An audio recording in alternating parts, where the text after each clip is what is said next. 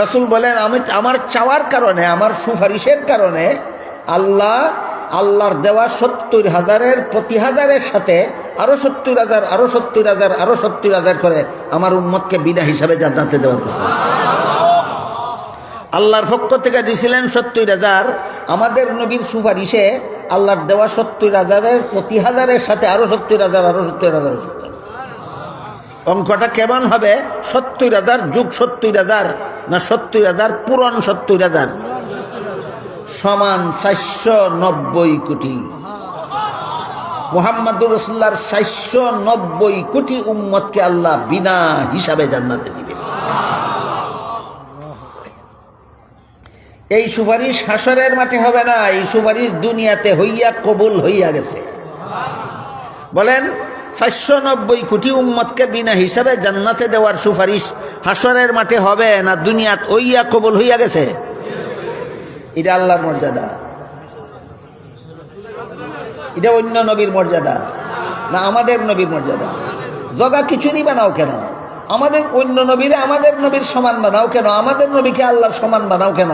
যদি সেপারেট না রাখতে পারো, ক্লাসিফিকেশন যদি না বুঝো, তাইলে নাগালে না পাওয়া অঙ্গখানা চুলকাতে যাও কেন? যেটা বুঝো না সেটা বলতে যাও কেন?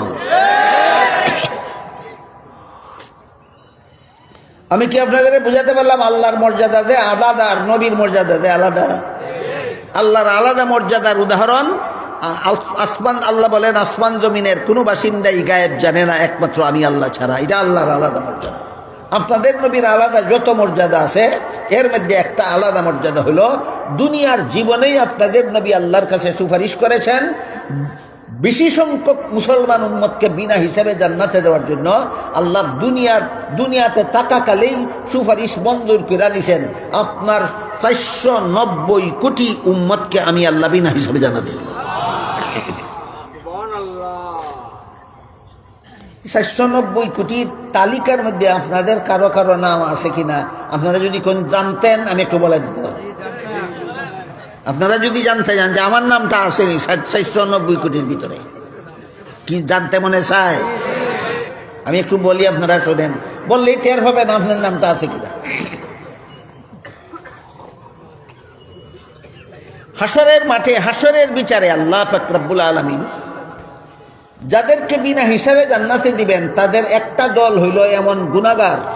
এই দেখেন একদল গুনাহগার, এদেরকেও আল্লাহ হাসরের মাঠে বিনা হিসাবে জান্নাতে দিবেন। এরা কোন গুনাহগার? হাদিস শরীফে রাসূল করিম সাল্লাল্লাহু আলাইহি ওয়াসাল্লাম বলেন আত-তাইবু মিনাজ যামবি কামাল্লা যামবালাহু।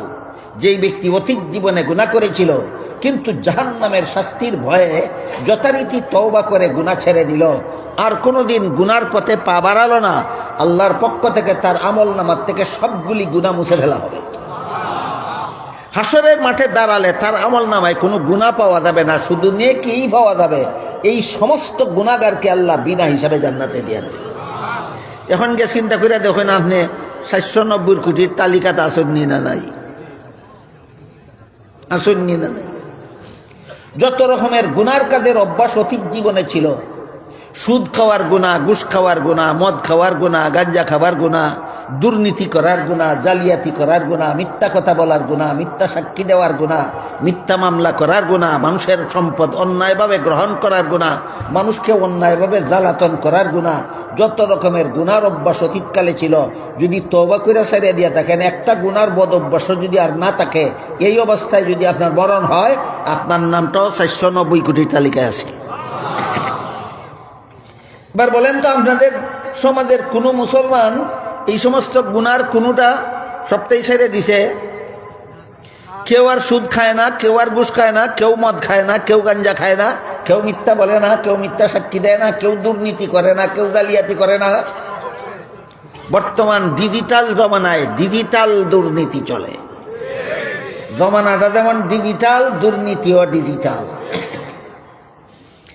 এই ডিজিটাল দুর্নীতিবাজেরাও যদি বলে আমার নবী বলেছেন ৪৯০ কোটি উম্মত বিনা হিসাবে জান্নাতে যাবে, পরিষ্কার জেনে নিতে পারো তোমার নাম এই ৪৯০ কোটির তালিকায় নাই।